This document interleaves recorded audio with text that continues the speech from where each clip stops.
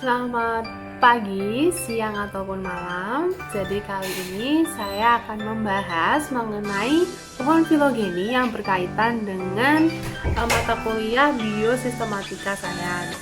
Jadi langsung saja pada intinya bahwa saya akan membahas atau membandingkan 5 jurnal, yaitu saya akan membedakan pada sampelnya, lalu metodenya seperti apa, software yang dipakai apa, terus tahapan atau prosesnya seperti apa, kemudian dilanjutkan dengan hasil, kesimpulannya seperti apa.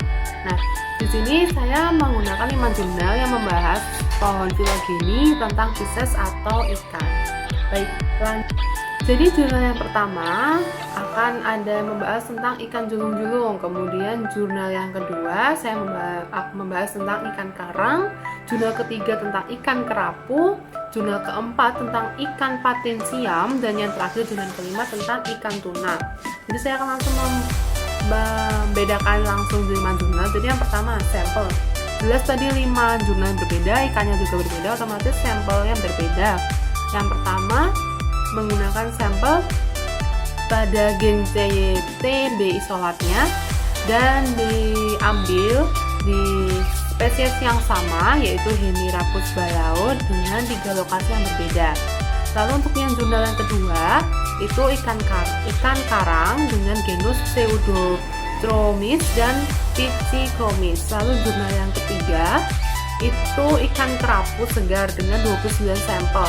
Kemudian jurnal keempat 5 sampel ikan riu, dan yang terakhir jurnal kelima adalah ikan tuna dengan sampel 81 ekor. Kemudian metode yang pertama itu kebanyakan metodenya menggunakan sebenarnya banyak rangkaian metode, karena analisisnya tidak hanya menggunakan satu metode saja. Jadi yang pertama ada DNA barcoding. Terus jurnal kedua menggunakan eksploratif, artinya dia itu menggunakan banyak metode di sini, tidak hanya satu metode saja. Kemudian yang ketiga juga sama, DNA barcoding. Yang keempat ada COI atau COI, yaitu cytochrome C oksidasi subunit 1. Dan yang terakhir jurnal kelima menggunakan metode PCR atau sequencing pada lokus DNA mitokondria di bagian control region.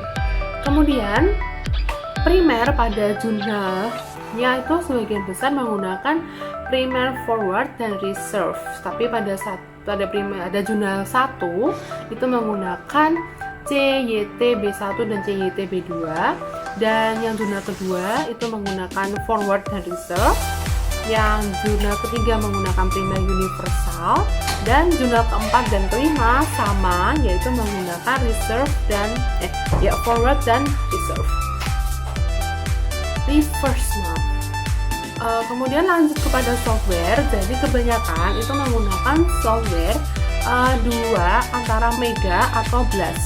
Ini hampir sama terhadap 5 jurnal, yaitu yang pertama diawali dengan pengambilan sampel, kemudian yang kedua melakukan ekstraksi DNA, lalu ada amplifikasi DNA.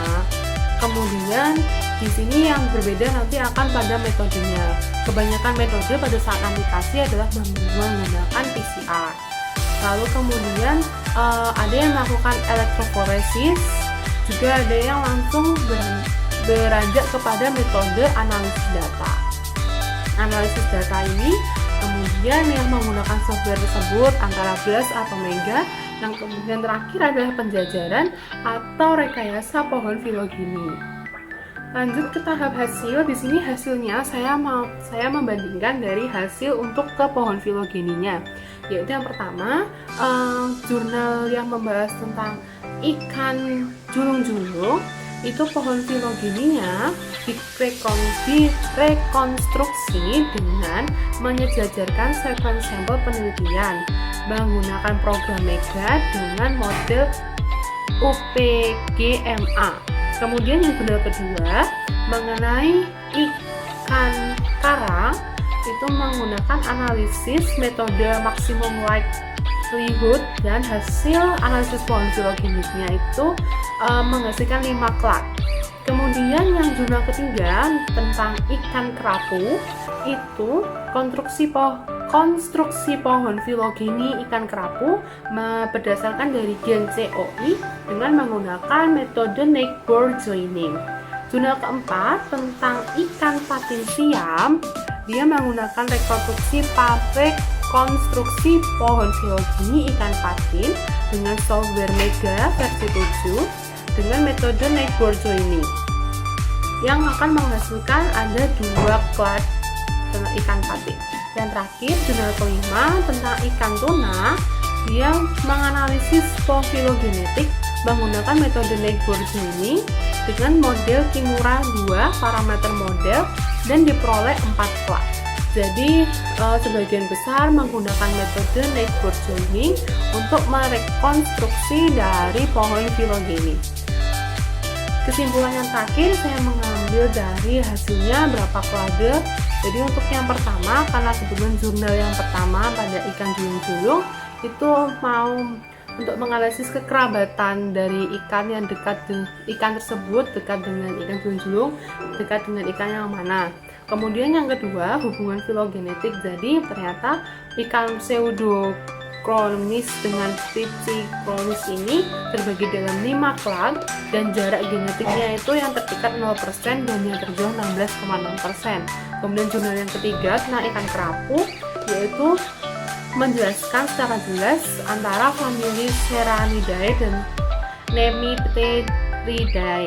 Kemudian yang jurnal keempat tentang ikan patin itu menjelaskan bahwa ada kesamaan genetik antara ikan patin yang di Indonesia dengan yang ada di Vietnam.